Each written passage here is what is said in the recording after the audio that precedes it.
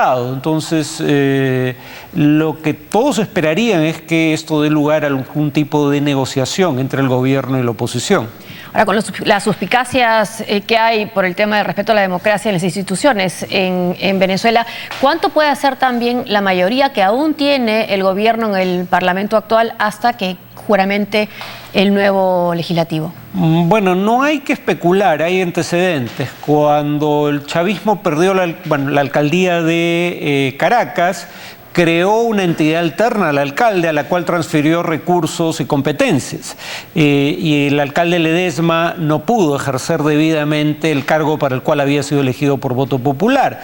Cuando en 2010 el gobierno pierde la mayoría calificada en el Congreso, que había obtenido, habría que recordar, por el grave error de la oposición de no presentarse a las elecciones del 2005, precisamente porque ya no tenía mayoría calificada y había normas que ya no podía aprobar por cuenta propia, antes de que acceda al nuevo Congreso, al año siguiente, en diciembre del 2010, se decide aprobar una ley habilitante que le transfiere facultades legislativas al Ejecutivo para que legisle por decreto. Podría, por ejemplo, repetirse esa experiencia.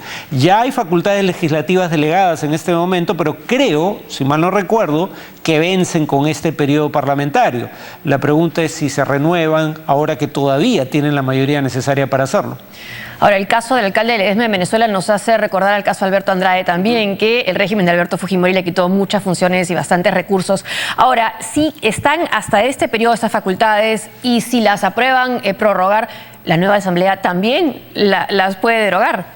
Sí, pero nuevamente el problema con la nueva asamblea es que el gobierno tiene una amplia mayoría en el Tribunal Supremo de Justicia que tiene la facultad de determinar la constitucionalidad de las decisiones del Congreso. Entonces, mi punto sigue siendo que este no es un régimen democrático común, suponiendo que califique como tal, yo tengo mis serias dudas. El tema sigue siendo que si la oposición intenta hacer uso pleno de las prerrogativas que le concede la propia Constitución aprobada por voto popular por iniciativa de este régimen, puede llevar a una confrontación en donde el resultado puede ser lamentable para todos los venezolanos. Claro, porque es un escenario inusual, ¿no? El régimen chavista en el Ejecutivo gobernando con una asamblea legislativa contraria, opositora. Ahora, lo que ellos han anunciado, la oposición, la Mesa Unidad Democrática ha anunciado que como muestra de su voluntad de transparencia van a permitir, que vuelvan las cámaras al hemiciclo, algo que nos sorprende, que a nosotros, acostumbrados a ver las transmisiones de lo que sucede en el Parlamento, van a volver y van a ser transmitidas por los canales de televisión. Creo que él solo transmitía un canal oficial. Y además, por supuesto, la liberación o la amnistía a los presos políticos. Ya hemos escuchado a un vocero del chavismo poner algunas trabas a la liberación, dijeron, de algunos detenidos o al regreso al país de otros. ¿Pueden poner obstáculos, por ejemplo, a la liberación de Leopoldo López? A ver, con la mayoría que ya tiene sancionado oficialmente la oposición, puede aprobar una ley de amnistía para lo que se considera presos políticos. Y hay que tener en cuenta que lo que los convierte en presos políticos no es su inocencia necesariamente, sino el hecho de que el juicio fue un proceso que no se atuvo a las normas de debido proceso, valga la redundancia. O sea, no fue un juicio justo. Y eso lo dice Naciones Unidas, lo dice Amnistía Internacional, lo dice el propio fiscal acusador, uno de ellos que finalmente huyó del país. El tema, sin embargo, es que, claro, lo que dice el gobierno es que aquellos que han sido condenados por homicidio no pueden ser amnistiados. La pregunta es si, dado las irregularidades en el proceso, esa puede ser considerada una condena legítima. En todo caso, cuando menos cabría un nuevo proceso que respete las normas, digamos, de un Estado de Derecho. Ahora, un escenario completamente inédito. Ya un tema más de impresión personal. ¿Te sorprendió esta victoria así tan clara de la oposición venezolana? A ver, las encuestadoras todas coincidían en dar una ventaja de 20 a 30%. Yo, sin embargo, creía que había dos cosas que jugaban en favor del gobierno. Sí creía que iba a ganar la oposición, lo puse por escrito. Sin embargo, había dos cosas que favorecían al gobierno. Primero, el sistema electoral sobrerepresenta distritos rurales que son de mayoría chavista. Y en segundo lugar, el gobierno puede usar, como de hecho ha usado, recursos públicos para movilizar a sus electores, sobre todo en las horas finales del proceso de votación. Entonces, no pensaba que la mayoría iba a ser tan grande como presagiaban las encuestas. Lo que sí me sorprende es que parece haber sido tan grande como presagiaban las encuestas. Claro, porque las encuestas últimamente no habían acertado, lo que estábamos comentando, ¿no? En distintas elecciones como la Argentina, por ejemplo, o yendo un poco más lejos, Canadá o el Reino Unido, ¿no? Sí, ha sido realmente un triunfo contundente y que coincide con el triunfo de Macri, con una posición diferente en Uruguay. ¿Crees que hay un cambio ya en el ALBA que empieza a extinguirse? Bueno, Argentina no era parte del ALBA, ¿no? Pero además yo no leería esto necesariamente en términos ideológicos. Hay que tener en cuenta que estamos hablando de gobiernos que han estado en ambos casos, bueno, en el caso del chavismo 15 años, en el caso del kirchnerismo 12 años en el poder, y que, claro, primero hay una mala situación económica, segundo hay un desgaste que es habitual cuando se ejerce el gobierno durante tanto tiempo. La pregunta es si esto es más un viraje antioficialista por cansancio con un ejercicio prolongado del poder o un viraje ideológico. Yo tiendo a creer que es lo primero.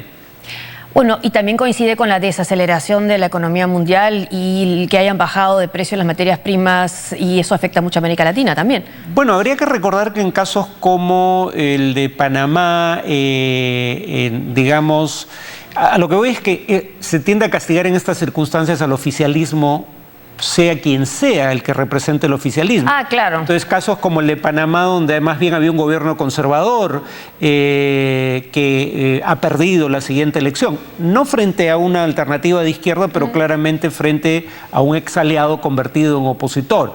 O sea, precisamente porque la mala situación económica no es solo de los gobiernos del ALBA, aunque es peor en algunos gobiernos del ALBA, claro, particularmente en Brasil y Venezuela. Bueno, Brasil no es nuevamente el ALBA, pero de orientación de izquierda. Sí. La situación económica no es buena tampoco en países con gobiernos conservadores. Entonces, lo que en principio deberíamos ver, si esto es una ola antioficialista, es que gobiernos tanto de izquierda como de derecha pierdan la reelección. El castigo no sería solo hacia o contra gobiernos de izquierda. Vamos a otro país de la región. Más del 50% de bolivianos rechazan una reelección del actual mandatario Evo Morales, según un sondeo de la empresa Mercados y Muestras. Los bolivianos votaron el 21 de febrero en un referéndum sobre el cambio de la Carta Magna con el propósito de habilitar a Morales para nuevos comicios. Según una última encuesta publicada, el 53% de los bolivianos votaría en contra de una nueva reelección del presidente Evo Morales. En tanto, el 45% respondió que está a favor de un nuevo periodo de gobierno del 2020 al 2025. El sondeo fue realizado a 800 personas en las 10 principales ciudades del país por la consultora Mercados y Muestras y publicada por los principales diarios de Bolivia como El Deber, Los Tiempos, Correo del Sur y Página 7. Por otro lado, la consulta evidenció que el 54% estaría en contra de modificar el artículo 168 de la Constitución, que permitiría que tanto Morales como el vicepresidente Álvaro García Linera vuelvan a postular en los comicios del 2019. Un 40% está de acuerdo con esta posibilidad.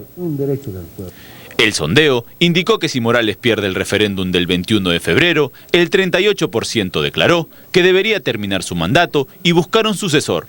En tanto, un 35% considera que debería dejar la política y el 22% opina que debería intentar la reelección por otra vía.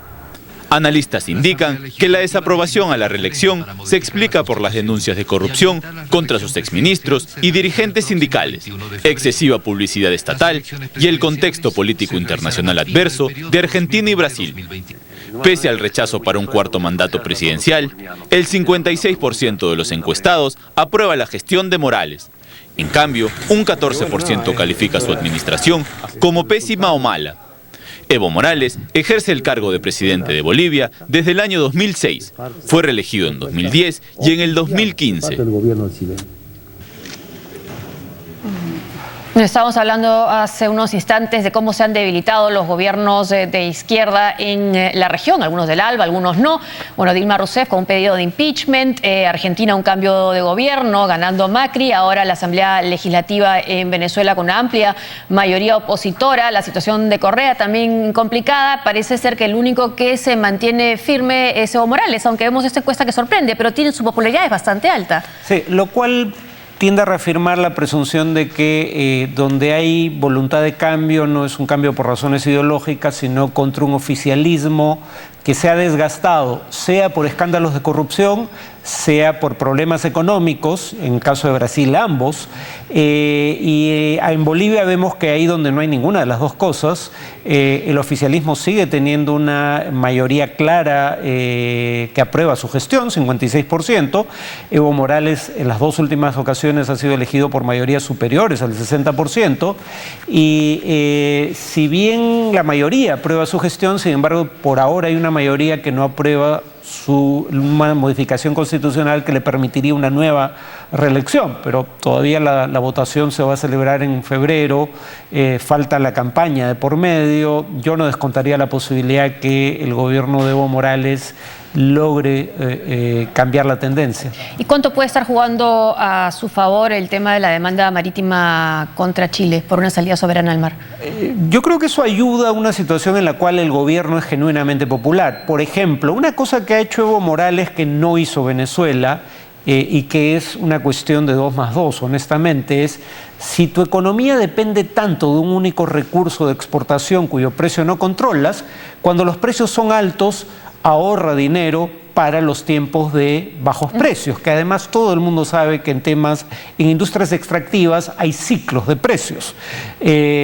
Bolivia ha hecho eso, Bolivia tiene reservas en moneda extranjera que son más o menos equivalentes a la mitad del producto, o sea, mucho más grandes como proporción de la economía que las peruanas, que son relativamente altas, y a eso hay que sumarle efectivamente el tema de la demanda. Ya tuvieron una primera victoria parcial al declararse la Corte competente frente a la posición inicial de Chile de cuestionar la competencia de la Corte Internacional de Justicia, y en tanto no haya una decisión sobre el fondo del asunto, el hecho de que su gobierno sea el portaestandarte de una reivindicación histórica de la mayoría de los bolivianos, probablemente no lo haya perjudicado. No creo que sea la razón fundamental de su popularidad, pero lo debe haber ayudado.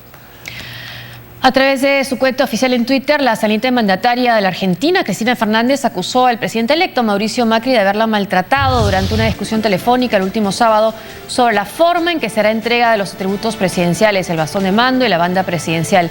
Según relató Fernández, Macri le advirtió que si no lo hacía, como él indicaba, la Corte Suprema de Justicia de la Nación le haría entrega de esos atributos, además de responsabilizar a Macri de tergiversar ante la prensa el curso de la transición que pondrá fin a la era kirchnerista de 12 años en el poder. Los dos presidentes aún no acuerdan cómo será el traspaso de mando que se llevará a cabo el jueves.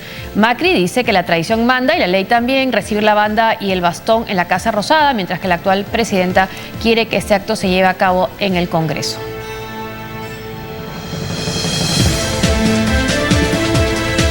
Una pausa y al regresar. El presidente Barack Obama se dirige a su nación desde la oficina oval.